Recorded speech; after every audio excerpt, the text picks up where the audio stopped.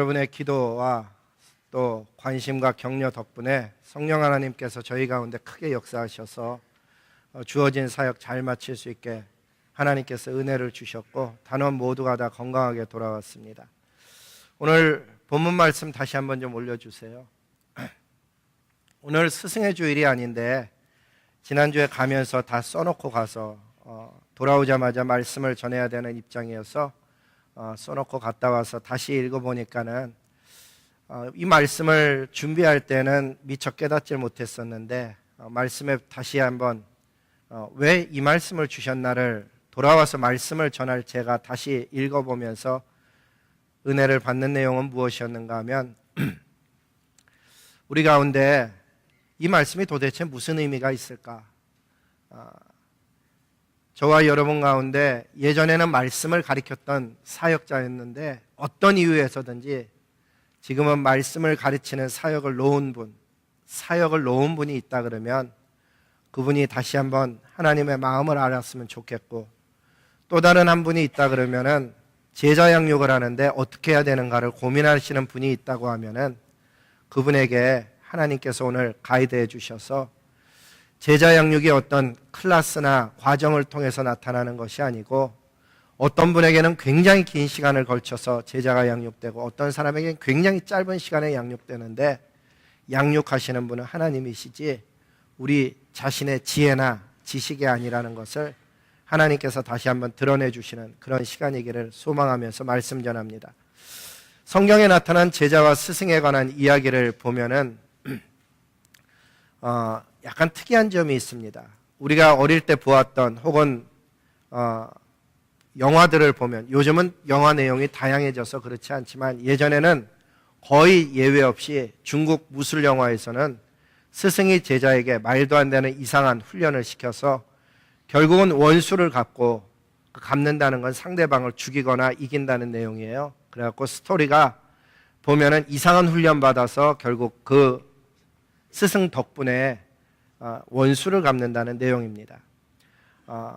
이런 종류의 내용은 결국은 무슨 이야기인가 하면 제자를 가리키는 목적은 원수를 갚는 것이었고 제자가 배우는 목적은 원수를 갚아 이기는 승리하는 내용이 전체 내용입니다. 하지만 성경에 등장하는 스승과 제자의 이야기는 정말 다릅니다. 성경의 이야기는 생명을 구원하는 이야기고 영혼에 관한 이야기이고, 그리고 그 영혼과 생명 때문에 제자와의 관계가 또 특이한 면을 갖는 그런 이야기입니다. 제일 먼저 우리의 눈길을 끄는 제자와 스승이 있다 그러면 아마도 모세와 여호수아가 등장할 것입니다. 창세기, 그 다음이 바로 출애굽기니까는. 성경에 보니까 하나님께서 이렇게 말씀하셨습니다. 여호와께서 모세에게 이르시되 이것을 책에 기록해서 기념하게 하고 여호수아의 귀에 외워 들리게 하라. 여기서의 모세는 스승에 해당하고 여호수아는 제자에 해당하는 관계인데 하나님께서 말씀하시는 이것을 책에 기록해라 하는 그 이것이 무엇인가 하면은 앞에 있었던 사건, 모세가 손을 들어서 뒤에서 기도하면 앞에 전쟁터에 나가 있는 여호수아가 이기고 손이 내려가면은 여호수아가 졌다는 사실을 기록해서 그것을 제자인 여호수아에게 귀에 들릴 뿐만 아니라 그것이 외워지게 하라고 성경 기록을 합니다. 오늘날의 선교도 마찬가지입니다. 나가서 선교를 열심히 하는 사람들이 그 사람들의 힘과 영성으로 하는 것 같지만 사실은 그렇지 않습니다. 온 교회가 손을 들어 기도할 때 앞에 나가 있는 분들이 영적 전쟁에서 승리할 수 있고 사역에서 하나님의 영광을 볼 수가 있는 것입니다. 그러니까 우리도 똑같은 것을 기록해야 되는 거죠. 온 교회가 손을 들어 기도하느냐 안 하느냐가 그것이 하나님께 쓰임 받느냐 안 받느냐의 핵심 내용이 되는 것이지 저와 여러분의 능력이나 어떤 다른 것이 아니라는 것을 가르쳐주고 계시는 거죠. 모세는 하나님께서 뽑아주었던 수종자, 성경에 보면 샤라트라는 단어를 썼는데 서번트예요. 여호수아를 하나님이 뽑아주셨는데 그 사람에게 행하신 일만 전한 것이 아니고 어떻게 하나님이 역사하시는지, 어떻게 하나님과 교제하는지를 가르쳐줬습니다. 그래서 출애굽기 24장 13절에 보면 다른 사람들은 다 시내산 밑에 머물라고 해놓고 여호수아 한 사람만 데리고 시내산으로 올라갑니다. 그 결과 여호수아는 무엇을 보고 배웠는가 하면 모세가 하나님과 어떻게 교통하는지, 모세는 하나님과 어떤 대화를 나누고 있었는지, 그리고 그 모세는 하나님과 어떤 깊이의 영성을 가지게 되었는지를 보게 된 것이죠. 그 모습을 보면서 여호수아는 자기도 모르게 하나님의 사람으로 다듬어져 가고 있었다는 사실입니다. 그 모습을 성경은 이렇게 기록합니다. 사람이 자기의 친구와 이야기함 같이 여호와께서는 모세와 대면하여 말씀하시며. 얼마나 좋은 이야기예요. 저와 여러분이 예수님과 동행하기를 소원하며 살아가는데 우리도 기도할 때 가끔 그런 이야기 하잖아요. 하나님과 이야기하고 싶은 그런 마음, 소망 이런 것 이야기하듯이 모세는 하나님께서 모세를 대하실 때 어떻게 대하셨는가 하면 친구와 이야기함 같이 그렇게 대면해서 말씀했다는 거예요. 근데 그 다음에 말씀을 읽어보면 뭐라고 되어 있는가 하면 모세는 진으로 돌아오나. 밤이 늦어져서 모세는 이제 돌아와서 잠을 잤지만은 성경에 뭐라고 기록되어 있는가 하면 눈의 아들 젊은 수종자, 아까 이야기했던 그 샤라트라는 서번트예요. 그 수종자는 여호수아는 회막을 떠나지 아니하니라. 왜 회막을 떠나지 아니했을까? 모세는 돌아가는데 왜 여호수아는 남아서 그 자리를 지켰을까? 그 내용이 저기에는 기록되어져 있지 않지만 아마 분명히 똑같은 동기였을 거예요. 하나님, 나도 저 지도자 모세와 같이 하나님과 교제하고 싶습니다. 그 사모함이 마음에 남아 있어서 회막을 떠나지 아니하고 그 자리에 있었던 여호수아를 하나님이 눈여겨보셨다는 사실이에요. 그렇습니다. 제자는 우연히 태어나는 것이라기보다는 만들어지는 면이 많은데 여호수아는 모세가 하나님과 대면하는 모습, 하나님 앞에서의 선 삶의 자세, 하나님의 말씀을 듣고 행하는 그 모든 것을 보면서 자기도 모르게 제자로 만들어져 가고 있었다는 사실입니다. 결론적으로 본다면 진짜 제자는 어떻게 태어나는 것인가? 어떤 클래스에서 어떤 과정을 마쳤기 때문에 만들어진다기보다는 그 앞선 하나님의 사람이 하나님과 교제하는 자연스러운 모습을 통해서 신앙이 전달될 때 그때 제자는 진짜 배기가 나온다는 사실이죠. 따라서 어느 날 하나님께서 이스라엘 백성에게 이제 모세를 데려가며 여호수아를 남기는 날이 되었습니다. 성경에 보니까 하나님이 뭐라 하셨는가 하면 모세에게 이르시기를 눈의 아들 여호수아는 그 안에 영이 머무는 자니.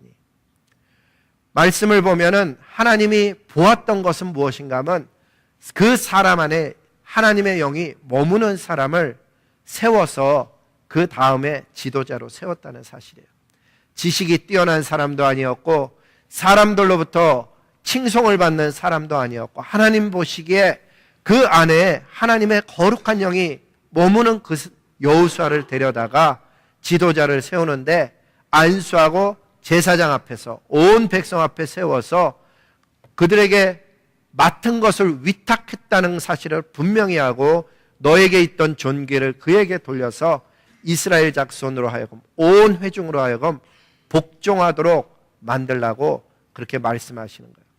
위대한 지도자 모세가 세상을 떠날 때는 하나님의 사람 여호수아를 그 땅에 남겨두었다는 사실을 볼 수가 있죠. 그런데 그 시간이 얼마나 걸렸느냐? 앞에서부터 읽어보면 적어도 40년이라는 기간 이상을 그가 모세와 함께 있었다는 사실을 알 수가 있습니다. 그 이야기는 한 제자가 만들어지는데 그렇게 오랜 시간을 필요로 하느냐? 꼭 그런 것은 아니지만은 오히려 오랜 시간을 같이 있었음으로 인해서 어려워질 수 있거든요. 잠깐 만나서 은혜 받을 수는 있지만 오래 함께 있다 보면은 그 사람의 약점, 단점, 정말 특이한 성격까지 다 볼 수 있었음에도 불구하고 떠나지 아니하고 그 자리를 지켰던 여호수아도 대단하지만 사실은 그 모든 관계를 붙잡아줬던 분은 누구셨는가 하면 하나님이셨다는 사실이에요. 결국 제자는 누가 만들어내고 있는 것인가 하면 하나님이 만들어내고 있는 거예요. 하나님이 사람을 부르시고 변화시키시고 일으키시고 하나님께서 사역을 맡기시는 거죠. 위대한 지도자가 떠날 때 그 땅을 앞으로 나아가서 계속해서 할 일이 정말 많았거든요. 가나안 땅도 정복해야 되고 정복한 후에는 그 땅을 이스라엘 백성에게 나누어 주어야 되는데 그 일을 감당할 여호수아를 남겨뒀던 그 모세, 저와 여러분 역시도 이 세상에 사는 동안에 하나님께서 보여주신 그 어떤 사람이 있어서 자기 가정을 사랑으로 돌보는 사람, 자기가 출석하는 교회를 통해서 하나님의 교회를 온 마음을 다하여 섬기는 사람일 뿐만 아니라 늘 우리가 기도하듯이 커뮤니티를 살만한 공동체로 만들어가는 그러한 하늘의 사람, 생명을 낳는 사람, 영혼을 사모하는 제자를 이 땅에 남겨두는 일에 저와 여러분이 쓰임받기를 간절히 소원하는 것입니다. 또 한 사람을 보면 엘리야와 엘리사라는 사람이 등장을 하죠. 이 엘리야와 엘리사는 성경의 어떤 면에서 대표적인 또한 장면의 제자와 스승의 관계예요. 열왕기상 19장에 보면 성경에 보니까는 뭐라고 기록이 되어 있는가 하면 이렇게 기록이 되어져 있습니다. 엘리야가 거기 떠나 사밧의 아들 엘리사를 만나니, 그렇게 되어져 있죠. 우리가 다 알고 있다시피 엘리야는 그 당시에 누구나 보면 알아보는 아주 위대한 탁월한 선지자였습니다. 근데 엘리야가 자기가 마음에 드는 사람을 택하는 것이 아니고 하나님께서 그 한 사람을 지명해 주죠. 그 사람이 누구였는가 하면 농사를 짓고 있던 엘리사였어요. 저기 말씀에 보면 나오지만 12겨릿소를 앞에 세우고 한 겨릿소가 2마리를 이렇게 연결해서 하는데 12겨릿소니까는 대단한 거죠. 그렇게 열심히 밭에서 일하고 있는 엘리사를 누가 눈여겨보았냐면 하나님이 눈여겨본 거예요. 제자라는 것은 자기 일에 충실할 뿐만 아니라 자기 삶 속에서의 어떤 것을 하고 있었을 때 하나님이 그 사람을 눈여겨보았다가 부르시게 되죠. 그는 12마리 짝을 지어서 겨릿소로 함께 일하는 굉장한 부자예요, 어떤 면에서는. 근데 놀라운 사실은 지나가다가 엘리야가 아무 얘기를 안 했어요. 그냥 겉옷을 그 위에다가 샥 던진 거예요. 그 당시에 겉옷을 던진다는 의미는 2가지였었는데 하나는 당신이 행한 일에 대한 증인이라는 것이거든요. 그래서 증인을 쓸 때는 겉옷을 벗어서 던져요. 그러면 나머지 사람들이 돌을 던지기도 하고 증거를 하기도 했죠. 또 하나의 의미는 무엇인가 하면 나를 따라와 후임자가 되라는 의미였어요. 성경을 계속해서 읽어보면 뭐라고 되어 있는가 하면 던졌더니 그가 소를 버리고 엘리야에게로 달려가서 청하되 나를 내 부모와 입맞추게 하소서. 그리한 후에 내가 당신을 따르리이다. 엘리야가 그에게 이르되 돌아가라. 내가 내게 어떻게 행하였느냐. 이렇게 써져 있어요. 좀 특이한 표현이죠. 내가 내게 어떻게 행하였느냐. 사실은 보면은 What have I done to you? 이 의미가 무엇인가 하면 원어를 쉽게 풀어서 얘기한다면 내가 어찌 너의 작별을 금하겠느냐, 그런 의미예요. 어쨌든 간에 여기서 놀라운 사실은 무엇인가 하면 엘리사가 시시하게 살아가던 사람이 아니라는 사실이에요. 오늘날에도 그렇지만 12마리의 소를 가지고 농사를 짓는 사람은 그때도 놀랍게 부자였지만 오늘날에도 굉장한 부자였던 거예요. 그런데 옷을 한번 던졌다고 해서 요즘으로 얘기하면 콜링 받았다고 해갖고 고민하는 장면을 보면 어떻게 나와 있어요? 성경 말씀을 보니까는 그가 소를 버리고 엘리야에게로 달려간다라고 성경 기록하고 있습니다. 순간적인 이야기예요. 하나님의 부름을 받았을 때 고민하고 그러는 모습이 아니고 그 옷을 던진 것을 보고서는 따라가는 모습이에요. 내 부모님에게 입맞추게 하소서. 그래 놓고서는 보니까 이렇게 성경에 기록합니다. 엘리사가 그를 떠나 돌아가서 한 겨릿소를 가져다가, 한 겨릿소는 이 다음 말씀 보시면 뭐라고 되어져 있냐면 한 겨릿소는 2마리예요. 2마리를 잡고 소의 기고를 불살라서 그 고기를 삶아 백성에게 주어 먹게 하고 일어나 엘리야를 따르며 수종 들었더라. 이렇게 성경은 기록합니다. 무슨 의미예요? 다시는 돌아와서 그 일을 안 할 사람처럼 소 잡아먹고 소의 기구로 불살라갖고 고기를 삶아 먹고 백성들에게 나누어 주고는 자기의 부름을 쫓아 나섰다라는 것을 이야기해요. 엘리사는 엘리야의 제자가 되어서 섬기며 수종 들다가 어느 날 이제 엘리야 선지자가 하늘로 떠나가는 그 장면이 열왕기하 2장에 등장을 합니다. 그때 장면을 보니까 이렇게 되어져 있어요. 요단강 맞은편에 이르러 엘리야가 엘리사에게 말하였다. 뭐라고 했는가 하면 하나님이 나를 데려가기 전에 내가 너에게 어떻게 해주기를 바라느냐, 그렇게 물어봤어요. 내가 너에게 어떻게 해주기를 바라느냐. 그랬더니 뭐라고 대답을 했는가 하면 엘리사가 스승님이 가지고 계신 능력을 제게 갑절로 받기를 원하나이다. 내용을 보면 평범해 보이지만 이건 평범한 이야기가 아니에요. 왜? 그 다음 구절에 여기 안 올려서 그렇지 내가 어려운 것을 구하는도다. 그랬어요. 그 어려운 것이란 건 왜 어려운 것인가 하면 자기가 줄 수 있는 게 아니었기 때문이에요. 그 능력은 하나님만이 주실 수 있는 것이었거든요. 그래서 긴 내용을 좀 짧게 이야기하면 결국 자기가 올림을 받게 되면은 너에게 그 이야기가 이루어질 것이라고 이야기하게 되죠. 근데 여기서 눈여겨보아야 되는 것이 제자의 삶 속에 눈여겨보아야 되는 것은 무엇인가 하면 능력이라는 부분을 눈여겨보아야 되는 거예요. 왜? 구할 게 사실은 많거든요. 예를 들면 솔로몬은 지혜를 구했어요. 거기에도 보면 하나님이 사람들이 구하는 게 거의 뻔하다고 생각했어요. 장수나 북이나 영화나 명예나 금이나 은이나 이런 것을 구하지 아니하고 네가 지혜를 구하는구나. 하나님이 그렇게 사람이 구하는 것을 거의 알고 계셨거든요. 오늘날의 제자들이 구하고 싶은 이야기는 무엇일 것 같아요? 오늘날 제자들은 어쩌면 명예를 구하고 싶어 하죠. 어쩌면 명성을 구하고 있을지도 몰라요. 많은 사람을 구하고 있을지도 몰라요. 근데 정말 능력은 하나님을 사랑하는 게 능력이에요. 하나님을 의지하는 게 능력이고 그분만 바라보는 게 참 권세고 능력인 걸 알 수가 있죠. 저희가 선교팀이 가서 아침마다 하는 게 무엇인가 하면 그룹을 져서 말씀을 나눠요. 그리고 그 말씀 속에 한 단어를 픽업해요.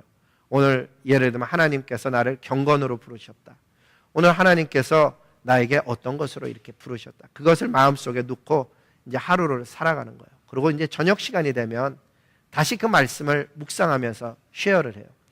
정말 말씀이 당신의 삶 속에 어떤 능력을 주더냐. 우리가 일주일 동안을 그렇게 하면서 사역을 하면서 하나님이 하시는 놀라운 일도 봐서 놀랍지만은 정말 놀라운 것은 무엇인가 하면 날마다 주어진 말씀이 그 삶의 상황 속에 얼마나 적합한 하나님이 주시는 말씀인지를 경험하는 거예요. 마지막에 우리가 마지막 이야기를 할 때 뭐라 그러냐면 난 돌아가서도 이 말씀 붙들고 살아가는 법을 놓치지 않겠다고 다 결심하고 돌아와요. 예수 동행 메시지라는 것은 우연히 생긴 것이 아니에요. 사실은 우리 교회 속에서 아침에 새벽에 나눈 말씀을 전 성도가 다 받고 있죠. 그러나 그 의미를 정말 어떤 사람은 얼마나 알고 있을까? 말씀이 살아 움직여서 역사하는 것을 경험하지 못하면 능력되지 못하는 거예요. 하나님의 말씀이 살아있는 하나님의 역사를 일으키는 원동력이 되고 근원이 되고 그것으로 인해서 우리의 삶이 살기도 하고 넘어지기도 하는 것을 깨달을 수만 있다 그러면 우리의 삶은 새로운 챕터를 여는 것과 동일한 거예요. 사실 제자를 양육한다는 게 다른 게 아니거든요. 하나님의 말씀으로 어떻게 변화되고 하나님의 말씀을 어떻게 이해하고 그것으로 인해 어떻게 살아가는가에 관한 이야기인 거예요.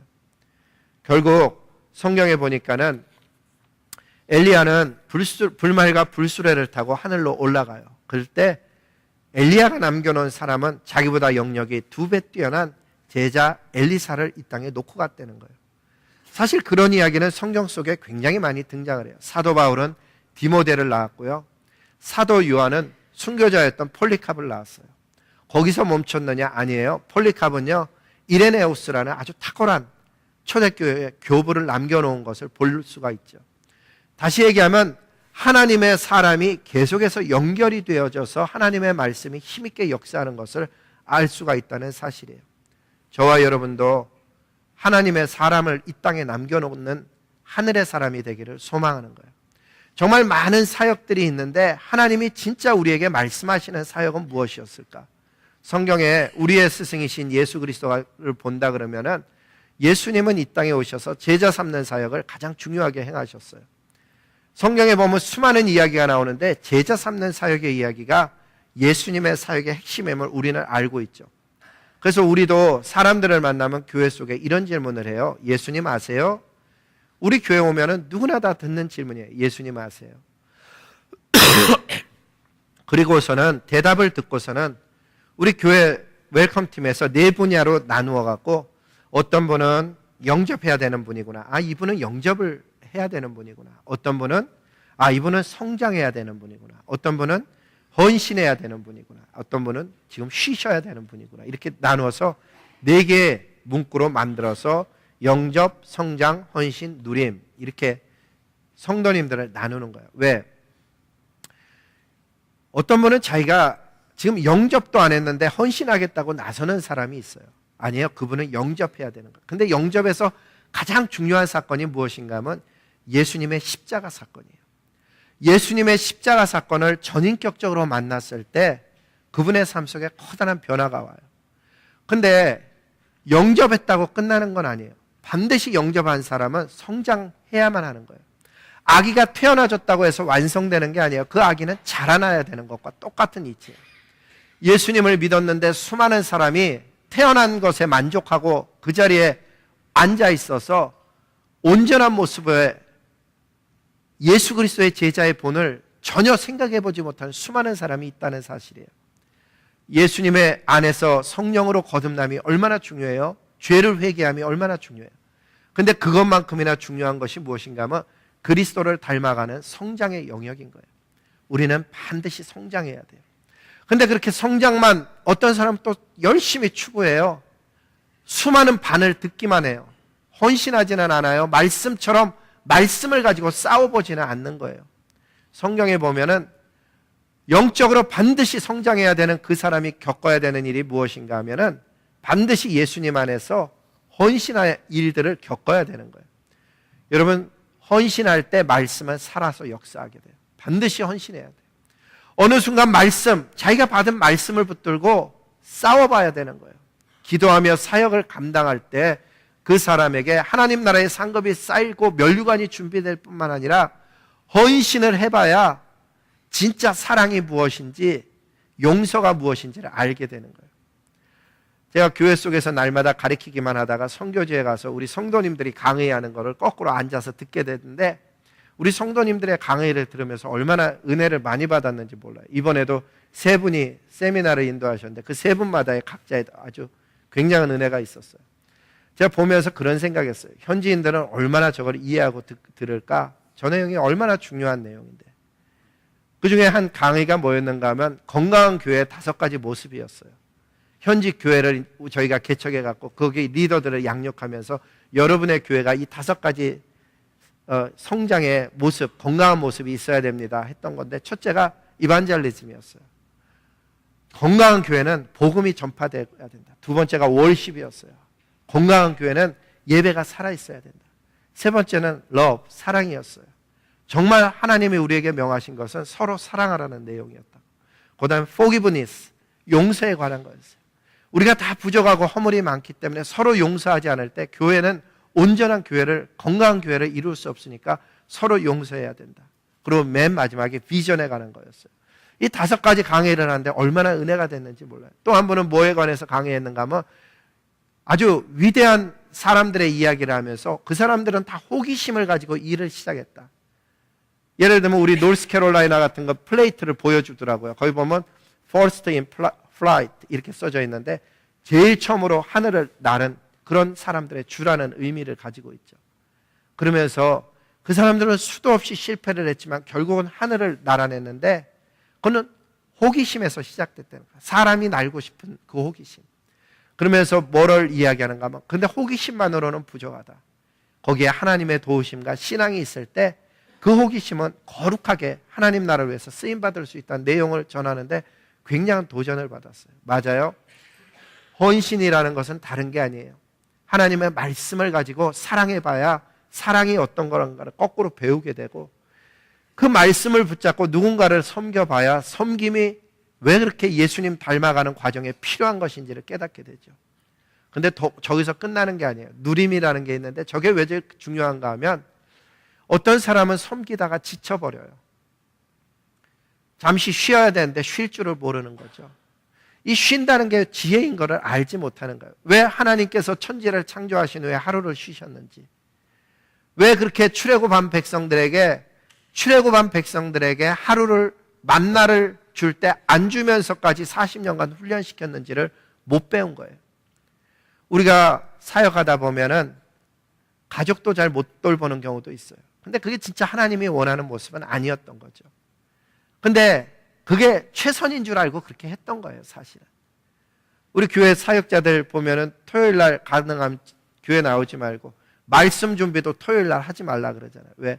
토요일 날은 주님 안에서 쉬는 게 맞아요. 그리고 주중에 미리 말씀 준비해 놨다가 그래서 주일 날을 하나님 말씀 쉬어라고. 토요일 날은 그럼 뭐 하느냐? 가족과 함께 교역자라 할지라도 가족과 함께 하나님 안에서 쉼을 가질 때 온전한 하나님의 가정을 함께 누릴 수 있고 나눌 수 있다는 걸 보여주기 위함이죠. 사역이 헌신만 하다 보면 반드시 쓰러지게 돼 있어요. 그런데 쉼은 우리를 더 멀리 나가게 해줘요. 하나님 나라에 더 많은 것을 보여주기도 하고 본질에 가까운 신앙으로 만들어주기도 하는 거예요. 따라서 교회 속에서 어떤 사람은 지금 예수님 만나야 되는 사람이 있어요. 어떤 사람은 성장을 해야 돼요. 아니 이제 어떤 사람은 그만 성장하고 헌신해야 돼요. 맨날 배우기만 해서는 안 돼요. 아니 어떤 사람은 정말 성경이 말하는 쉼에 누림이 있어야 되는 것을 발견하라고 그렇게 하나님 안에서 가리키고 있는 거죠. 왜 그래요? 그것을 예수님이 우리에게 보여주셨기 때문이에요. 그래서 오늘도 저와 여러분이 만나는 사람마다 예수님 아세요? 그리고 묻게 되는데 그 이야기는 어떤 사람은 영적인 영접해야 되고 성장해야 되고 헌신해야 되고 누리는 거죠. 사실 그리고 보면 우리 모두가 사실은 스승이에요. 왜? 예수님의 제자는 불과 3년 만에 그렇게 말씀 가지고 나라와 열방을 위해서 나갔거든요. 우리는 5년, 10년, 아니 20년, 30년을 예수님 믿고 있는 하늘의 사람들인데 이미 다 스승이 되어져야 했을 하늘의 사람들인 거예요. 근데 아직도 어떤 사람은 스스로 배워야 된다고만 생각하고 어떤 사람은 쉼을 누리지 못하는 거예요. 예수님께서 십자가 고난을 받으실 때 보면 한 사람 예외 없이 다 예수님을 버리고 떠나갔어요. 그렇게 뛰어났던 제자라고 생각했던 사람들이. 근데 예수님이 해당하시고 부활하신 후에 제자를 찾아오셨는데 그 글을 보면 이렇게 써져 있어요. 안식 후 첫날 저녁 때 제자들이 기도하러 모였던 것이 아니고 유대인들이 두려워서 모인 곳에 문을 닫고 있었는데 예수님이 오셔서 야 이게 너희들의 모습이 이게 뭐냐 이렇게 이야기하지 않고 너희들에게 평강이 있을지어다 그러면서 찾아오셨어요. 그리고서는 예수님이 본인이 진짜 죽으시고 살아났다는 분인 것을 보여주시죠. 제자들이 주님을 보고 정말 기뻐하셨어요. 예수님은 제자들을 만나갖고서는 다시 세상으로 파송하시면서 이렇게 기록을 하셨어요. 예수님께서 이르시되 너희에게 평강이 있을지어다. 계속 평강을 이야기하죠. 그러면서 아버지께서 나를 보낸 것 같이 나도 너희를 보내노라. 아버지께서 나를 보낸 것 같이 나도 너희를 보내노라. 아버지가 어떻게 보내셨을까? 그 좋은 하나님의 나라를 남겨두고 사역 때문에 이 땅에 보내시면서 하나님은 계속 관심을 갖고 계셨어요. 여러분 자녀를 혹시 대학에 어디 보내보셨어요? 그 자녀가 사는 도시가 어떤 도시인가를 자기도 모르게 찾게 돼요. 저도 그랬고 여러분도 아마 그랬을 거예요. 하나님께서 예수님을 이 땅에 보내시고서는 관심 없는 모습이 아니고 그 땅을 관심 있게 지켜보신 것처럼 예수님이 보내면서 뭐라 그러냐면 나도 너희를 보내노라 그러는데 사실은 예수님도 우리를 보내면서 관심 있게 우리를 삶을 지켜보시고 계시다는 것을 깨달을 수 있기를 주님의 이름으로 복을 비는 거예요. 우리는 그냥 버려진 사람들이 아니고 하나님의 관심을 갖고 오신 예수님처럼 예수님의 관심을 갖고 이 땅을 살아가는 하늘의 자녀들인 거예요. 예수님은 우리를 보내면서 성령님을 보내주셨어요. 그래서 우리가 혼자 고아와 같이 버림받은 것이 아니고 전부 다 성령의 사람으로 사실은 무장되어 있는 상태예요. 근데 이상하죠? 우리가 잘 깨닫질 못하는 거예요. 예수님의 제자들도 잘 보면 해외 선교를 했던 게 아니고 대부분은요 자신이 갈 수 있는 만큼의 땅을 가면서 복음 전하다 순교했어요. 저와 여러분에게도 사실은 예수님이 그런 말씀을 하셨어요. 너희는 가서 모든 민족을 제자로 삼아. 우리는 이 말씀을 읽을 때마다 선교라고 생각을 해요. 제가 갔다 와서 선교 갔다 와서 전하니까 더욱 선교처럼 느껴질지 모르지만 이 말씀의 핵심은 선교에 있지 아니에요. 대상이 모든 민족이다 보니까 선교처럼 들리지만 본동사는 make disciples. 딱 그거 하나밖에 본동사가 없어요. 나머지는 전부 다 프리칭도 그렇고 나머지 baptizing도 그렇고 전부 다 분사형으로 써져 있어요. 그 얘기는 본동사를 수식하기 위한 거지 본동사가 핵심인 거예요. 본동사는 뭐예요? 우리가 알고 있다시피 제자 삼는 거예요. 이 말씀은 어떤 몇 명에게만 적용되는 게 아니고 십자가의 피로 구원받은 모든 사람에게 주어진 지상 대명령인 거죠. 그리고 핵심은 선교라기보다는 물론 선교도 포함될 수 있지만 제자 삼는 거예요. 저와 여러분은 사실 스승이 되었어도 이제 아주 스승이 되었어야 될 만큼 오래 믿은 사람들이 우리 가운데 많아요. 혹시 이 가운데 손을 들어보라 그러면 손을 들을 수 있을 사람도 많을 거예요. 30년 이상 믿은 분, 20년 이상 믿은 분, 10년 이상 믿은 분. 근데 여러분 꼭 기억하셔야 되는 누가복음 말씀이 있잖아요. 누가복음에 보니까 예수님이 이렇게 말씀하셨어요. 너희는 나를 불러 주여 주여 하면서 왜 내가 말하는 것을 행하지 아니하느냐. 이 말씀을 잘 보면은 제자 삼으라는 하나님의 말씀, 그것이 지상 대계명이라고 하잖아요. 이 누가복음 6장 46절은 너희는 나를 불러 주여 주여 하면서 왜 내가 말하는 것을 행하지 아니하느냐. 얼마나 답답하면 이 말씀을 하셨겠어요. 너희는 나를 주라고 부르면서 왜 내가 너에게 정말 원하는 것을 하지 않느냐. 주님이 원하는 것은 아주 어떻게 보면 성경 전체를 읽어보면 짧은 내용이에요. 첫째는 뭐였는가 하면 서로 사랑하라는 거예요. 내가 너희를 사랑한 것처럼 너희도 서로 사랑하라. 그때야 세상 사람들이 너희가 내 제자인 줄 알리라. 다시 얘기하면 세상이 알아보는 제자는 성경을 얼마나 공부했느냐가 아니고 저와 여러분이 얼마나 사랑하느냐를 보고 아, 저 사람이 예수님의 제자구나 안다는 사실이죠. 우리가 해야 될 일은 정말 사랑하는 일인데 사랑하는 일 해보면요 그리 쉽지 않아요. 사랑은 정말 십자가의 사랑이 있어야만 되겠구나 싶을 만큼의 어려운 사랑이 있다는 걸 발견하게 돼요. 뿐만 아니라 제자 삼는 것도 마찬가지예요. 그냥 정신 안 차리고 살다 보면 제자 한 명도 안 만들고 이 땅을 떠날 가능성이 굉장히 많아요. 너희는 나를 주라고 부르면서 내가 너희에게 말하는 사랑, 내가 너희에게 말하는 제자에 관해서 얼마나 관심을 갖고 사니? 이 말과도 똑같은 이야기예요. 그냥 살다 보면은요, 그냥 애들 이뻐갖고 애들 사랑하고 살고, 그냥 뭐 교회 가서 적당히 섬기고, 그러다가 보면 나이 들고, 그냥 그렇게 갈 가능성이 굉장히 높은 거예요. 근데 조금만 정신 차리면요, 십자가의 사랑을 실현해야만 하는 일들을 반드시 만나게 돼요. 그때 놓치지 않고 그 십자가의 사랑을 행해야 되고, 우리 살다 보면은 반드시 누군가에게 복음을 전해야 되는 일들을 만나게 돼요. 그때 그 기회를 놓치지 않고 복음을 전해야 되는 사명이 저와 여러분에게 있는 거예요. 오늘도 하나님의 말씀을 배우는 사람은 가르치는 것과 모든 좋은 것을 같이 나누래요. 오늘날에도 보면 주일학교 선생님들이 있어요. 여러분 주일학교 선생님들 귀히 여기기를 소망하고요. 각 작은 교회 공동체, 우리가 구역이라고 안 부르는 이유는 우리 작은 공동체가 바로 교회라는 것을 서로 알기 위함이잖아요. 그 속에서 말씀을 전하고 수고하는 리더분들을 귀히 여겨서 그분들과 좋은 것을 나누기를 소망해요.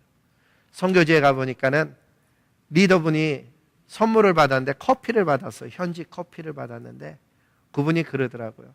가서 작은 교회 공동체 분들하고 이 커피 타 먹어야지. 그 얘기를 제가 이렇게 들으면서 그 생각했어요. 리더들은 끊임없이 공동체 사람들을 생각하고 있구나. 그와 동일하게 공동체 분들도 리더분들을 귀하게 여겨서 그분들을 위해서 기도하고 그분들의 영역이 배가가 되기를 기도할 뿐만 아니라 그분들을 위해서 하나님 앞에 서로 사랑을 나눌 때 정말 좋은 스승과 제자가 양육되어지는 하나님의 공동체가 될 줄 믿습니다. 오늘도 하나님의 말씀을 받는 사람들마다 우리 가운데 혹시나 어떤 일로 인해서 지금 제자 양육을 멈추고 있거나 또는 스승의 직분을 내려놓고 있는 분이 있다 그러면 하나님의 말씀이 다시 나를 부르시는 걸 깨달아서 일어날 수 있기를 바라고, 또 어떤 분들은 이 말씀이 도전이 되어서 새로이 시작할 수 있는 그 관계가 되길 원하고, 특별히 모세와 여호수아처럼 오랜 기간이 필요하기도 하지만은 엘리야와 엘리사처럼 짧은 기간 만났지만 스승과 제자의 관계를 맺는 그런 좋은 일들이 일어나서 교회 속에 날마다 제자가 일어나고 하나님의 군사들이 일어나서 하나님의 나라가 확장되는 아름다운 날들을 볼 수 있기를 주님 앞에 소원합니다.